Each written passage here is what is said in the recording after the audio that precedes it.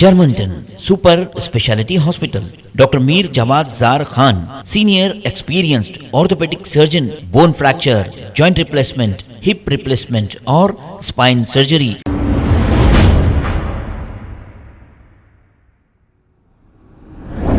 अस्सलाम वालेकुम नाज़रीन, 7H न्यूज में आपका इस्तकबाल है। कांग्रेस लीडर मतीन शरीफ ने यह कहा कि पिछले 10 सालों से गोदी मीडिया मोदी को ये कहकर बता रही है कि वो विश्व गुरु बन चुके हैं और दुनिया के कई प्राइम मिनिस्टर्स मोदी जी से एडवाइस लेकर काम करते हैं। यहाँ तक कि रूस और यूक्रेन के वार को भी इन्होंने ही रुकाया। और क्या कहा मतीन शरीफ ने, आइए सुनते हैं तमाम तफसीलात। नरेंद्र मोदी जी को पिछले 10 सालों से गोदी मीडिया इस तरह से बता रहा था कि वो विश्व गुरु बन चुके, दुनिया के कई प्राइम मिनिस्टर्स मोदी जी से एडवाइस लेके काम करते हैं, यहाँ तक कि रूस और यूक्रेन की वॉर तक मोदी जी ने ही रुकवा दी। इस तरह से ये गोदी मीडिया झूठा प्रोपोगंडा चला रहा था। अगर ये हकीकत होती, ये सच्चाई होती, तो मोदी जी आज जब इलेक्शन आया तो अपने इन इतने बड़े कारनामों की बुनियाद पे वो वोट मांगते, बजाय उसके वो आज भी हिंदू और मुसलमान के नाम पे वोट मांग रहे हैं। रिसेंटली एक जलसे से खिताब करते हुए मोदी जी ने कहा, जो गोल्ड है बहनों का और जो संपत्ति है, ये सबको समान रूप से वितरित कर दी जाएगी कि अगर 2024 में कांग्रेस गवर्नमेंट फॉर्म करेगी तो उसके बाद भारत के तमाम लोगों का हिसाब किताब करके, पैसे का, सोने का ये हिसाब करके वो ले लेगी और मुसलमानों में जो ज्यादा बच्चे पैदा करने वाली कौम है उनमें बांट देगी। तो मैं मोदी जी से ये कहना चाहूंगा कि अक्टूबर 1962 में जब इस मुल्क पे चाइना अटैक कर चुका था, इंडिया और चाइना का वॉर चल रहा था, उस वक्त जब इंडियन मिनिस्ट्री ऑफ डिफेंस के फाइनेंशियली हालात बहुत खराब हो चुके थे, हमारे जवानों को हथियार की हर वो चीज की जरूरत थी, उस वक्त एक मुसलमान जिसका नाम निजाम मीर उस्मान अली खान रहमतुल्लाह अलैह था, वो सामने आए और उन्होंने अपने पर्सनल खजाने में से 5000 किलो सोना इस मुल्क की आन और शान को बचाने के लिए दान कर दिया। और उन्होंने उस वक्त के प्राइम मिनिस्टर से कहा कि और कोई भी चीज की जरूरत है तो मैं अपनी इस हर चीज इस मुल्क की हिफाजत के लिए कुर्बान करने के लिए तैयार हूं। तो मोदी जी को चाहिए कि सोच समझ के बात करें। और उन्होंने एक तंजिया बात मुसलमानों पर करते हुए कहा, इसका मतलब ये संपत्ति इकट्ठी करके किसको बांटेंगे? जिनके ज्यादा बच्चे हैं उनको बांटेंगे, जो ज्यादा बच्चे पैदा करते हैं। तो मैं एक मुसलमान हूं, मुझे सिर्फ 4 बच्चे हैं। मेरे दोस्तों में, रिश्तेदारों में, मिलने जुलने वालों में, जान पहचानत के लोगों में, मैं सारे लोगों में देखा किसी को 2, किसी को 3 और किसी को 4 बच्चे हैं। कोई ज्यादा बड़ी फैमिली मुझे नजर नहीं आई। मगर गुजरात में एक फैमिली है जिसके 6 बच्चे हैं, वो नरेंद्र मोदी जी की फैमिली है।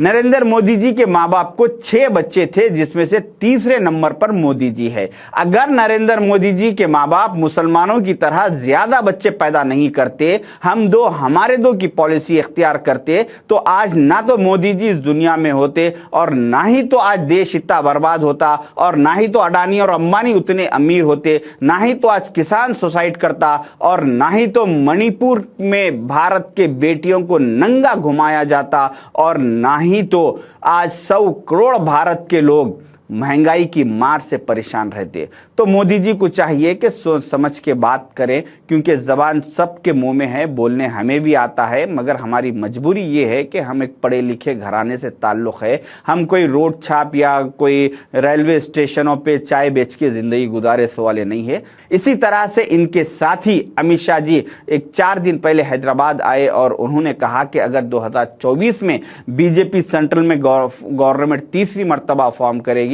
तो जो तेलंगाना में 4% मुस्लिम रिजर्वेशन है, उस रिजर्वेशन को जो अनकॉन्स्टिट्यूशनल है, इसको हम खत्म कर देंगे। भारतीय जनता पार्टी ने निर्णय किया है कि मुस्लिम रिजर्वेशन जो यहां पर टीआरएस और कांग्रेस ने किया है, हम उसको समाप्त कर कर तो मैं बीजेपी के वोटरों से ये कहना चाहूंगा कि बीजेपी की पिछले 10 साल से सेंट्रल में गवर्नमेंट है, अगर ये अनकॉन्स्टिट्यूशनल होता तो ये उसको आज तक खत्म कर चुके होते। कॉन्स्टिट्यूशन के हिसाब से लीगल है, इसको वो खत्म नहीं कर सकते इस वजह से। मगर आज जब इलेक्शन है तो इनके पास आपके पास आके वोट मांगने के लिए कोई बात नहीं है, कोई मुद्दा नहीं है, इसीलिए ये लोग जुमलेबाजी करके आपसे वोट मांग रहे हैं। जबकि आपको देखना चाहिए कि अमित शाह जी के बेटे जय शाह दुबई में शेखों के साथ अपने काम धंधे में मसरूफ है और स्मृति ईरानी की बेटी गोवा में अपने कारोबार में मसरूफ है। राजा सिंह के बच्चे वो अपने काम धंधे में मसरूफ है। परेशान है तो बीजेपी के वोटरों के बच्चे परेशान है, भारत के बच्चे परेशान हैं जिसके पास कोई काम धंधा नहीं है, कुछ नहीं है। जितना वक्त पिछले 10 सालों में अमित शाह जी अपने बेटे की जय शाह की कंपनियों को सुधारने में, कंपनियों को अच्छा करने में, आगे बढ़ाने में लगाए, उतना वक्त अगर वो इंटरनेशनल कंपनीज जो भारत में आए हुए हैं अगर उस पर लगाते तो आज भारत का फाइनेंस बहुत आगे बढ़ चुका होता। क्योंकि 8 दिसंबर 2021 को द इकोनॉमिक टाइम्स में ये स्टेटमेंट प्रिंट किया गया। कॉमर्स एंड इंडस्ट्रीज के सेंट्रल मिनिस्टर पीयूष गोयल साहब का, जो उन्होंने पार्लियामेंट में ठहर के कहा कि 2014 से 2021 तक इस मुल्क में 2783 मल्टीनेशनल कंपनीज जो इंटरनेशनल जो अदर कंट्रीज से कंपनीज यहाँ पे आए थे वो अपना काम धंधा बंद करके वापस चले गए। अगर अमित शाह जी अपने बेटों के बजाय, ये सारे मिनिस्टर्स अपने बच्चों की जिंदगियों के बजाय अगर इन कंपनियों पे अगर टाइम लगाते तो आज वो करीब 3000 कंपनी इस देश में अगर होते तो यहाँ पे लाखों लोगों को जॉब्स मिलते, उनकी तरक्की होती, लोगों के पास काम धंधा होता। तो इस तरह से ये बीजेपी के लीडर्स सिवाय झूठे वादों के और प्रोपोगंडे के इनको कोई दूसरा इनके पास मुद्दा नहीं है वोट मांगने के लिए। इसीलिए मेरी बीजेपी के वोटरों से ये अपील है कि आप लोगों को चाहिए कि सोच समझ के अपने वोट का हक इस्तेमाल करें। आप जैसा कि ये अमित शाह अपने बेटे का, स्मृति ईरानी अपनी बेटी का, राजा सिंह अपने बच्चों के बारे में सोच रहे हैं, उस तरह से आप भी अपने बच्चों के बारे में सोचिए। और जो राहुल गांधी एक पढ़े लिखे खानदान के है, जो आज इस नफरत के बाजार में मोहब्बत की दुकान खोलने के लिए निकले हैं, इनको आप अपना वोट दीजिए और आज हिंदुस्तान को दूसरे कंट्रियों से आगे बढ़ाने की कोशिश कीजिए। शुक्रिया। जय हिंद, जय Congress. Germantown super speciality hospital, doctor Mir Jamat Jar Khan, senior experienced orthopaedic surgeon, bone fracture, joint replacement, hip replacement और स्पाइन सर्जरी कामयाबी से अंजाम दे रहे हैं। इसके अलावा neuro surgery, cardiology, gynaecology, dental, general medicine, dialysis और फिजियोथेरेपी जैसे शोबाजात में इंतहाई कामयाबी के साथ वाजबी फीस में इलाज किया जा रहा है। शेयरिंग और प्राइवेट रूम्स, अस्पताल में 24 घंटे MRI, CT scan, 2D digital x-ray, ultrasound, operation theatre, ICU और लैब की सहूलत दस्तयाब है। आपकी उम्मीदों के ऐन मुताबिक Germanton super speciality hospital, pillar number 150, Attapur, Hyderabad.